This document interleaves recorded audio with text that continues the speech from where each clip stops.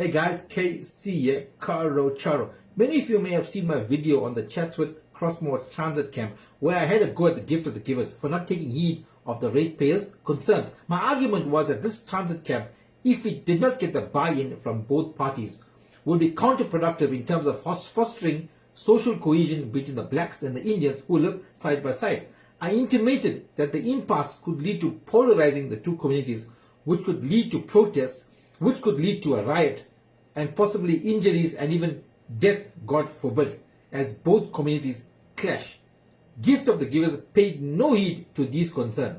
Housing, they said, was their main priority and not social cohesion. In the interim, as predicted, tensions have been running high and the community has indeed been polarized. The activists opposing the camp on valid grounds have been branded racist and have been threatened for speaking out. ANC Branch Secretary Falake Mshlongo, who works closely with Councillor Preven Veden, has over the past few weeks been sending out what can only be described as threatening voice notes. Take a listen to some of his voice notes.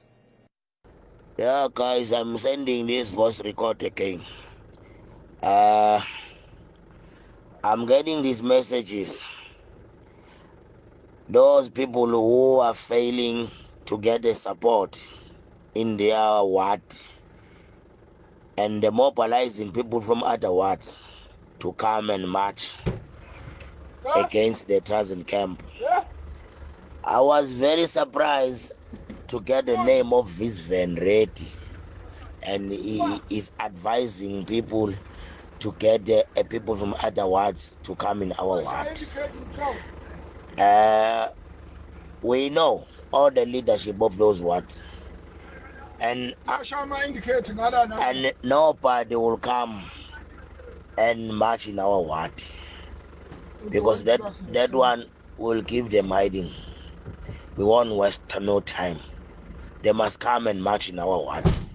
We'll show them who we are. And they're even coming to Boggle Brass now and asking people to come and join them for the nonsense. That is bullshit. We will never accept it. And even those who are planning to march to the councillor's house, we will defend the councillor. If you march to the councillor's house, you must know what you're going to face. You will face a big problem.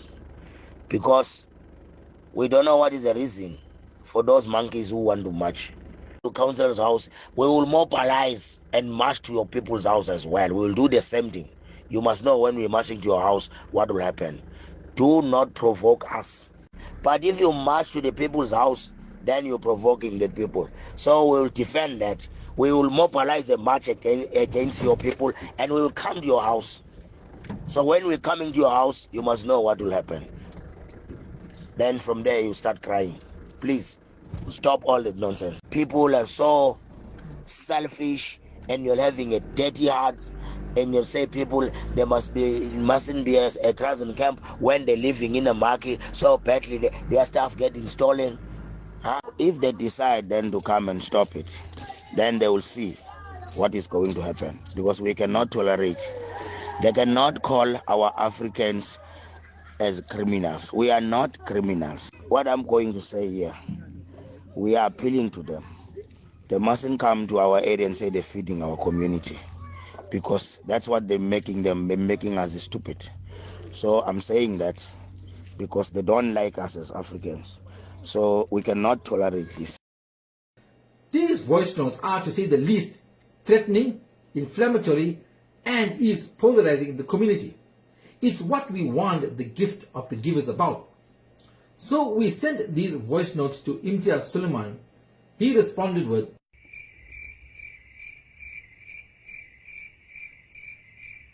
and what does the ANC say about one of their officials referring to people as monkeys and making these blatant threats? What was their response?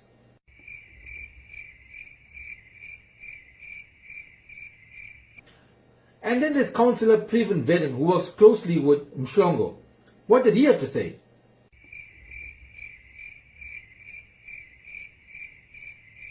Folks, if an Indian or a white had to say what Falake said, how do you think the black community would have reacted?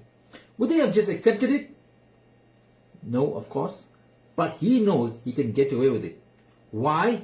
Well, because he has the backing of the ANC. That's why. And this transit camp is only the first of many planned for Chatsworth and other areas where there are open spaces available. The Durban municipality quickly signed off on the deal and basically saying they care 2 fucks for the residents of Chatsworth, whom, by the way, fill the city's coffers with rates and taxes. We are taken for granted because we are by nature a very passive community. But there is a quiet revolution brewing. We don't burn and destroy, and we don't have a sheep mentality. We fight an intelligent battle. The day might come when we say we are tired of funding other communities, informal settlements. We are tired of funding them while we are being sidelined. The day might come when we are tired of being taken for granted. The day might come when we are tired of being threatened that our electricity will be cut off, while a township like Soweto owes close to 20 billion to the municipality and nothing happens. The day might come when we also decide to be like Soweto and stop paying. One day is one day. It's coming. My name is KC. I'm out.